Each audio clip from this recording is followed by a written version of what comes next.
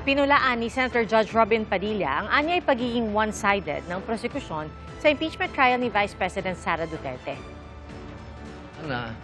Hindi one-sided ang ating persecution.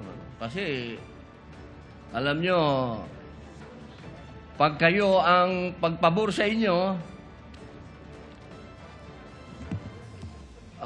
alam nyo, bawal po ang ginagawa. Bawal po ang ginagawa nitong nasa harap natin, nagkukomento.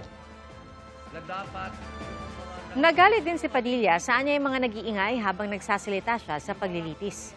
Humingi ng dispensa si Counsel for the Prosecutors, Lorna Capunan, kay Senator Judge Padilla.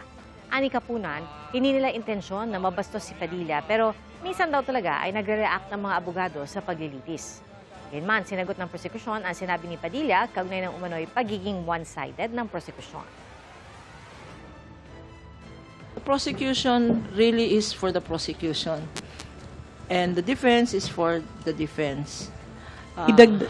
Hindi ba? Ganon. As we say, it is the nature of the beast. Yung siguro sinasabing dapat neutral, that applies to senator judges.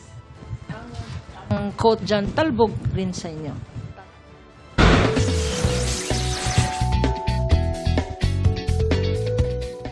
Sa pambihirang pagkakataon, isinilang ang identical o magkakahawig na quadruplets sa Australia.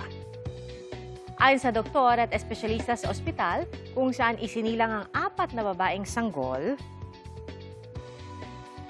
1 in 15 million ang tsansang mangyari po ito. Tingin nila ay natatangi at walang ibang kasong ganito sa Australia.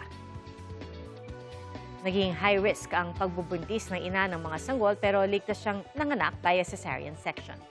Monozygote, tawag sa quadruplets o nagmula sa iisang fertilized egg at iisa lang ang kanilang placenta.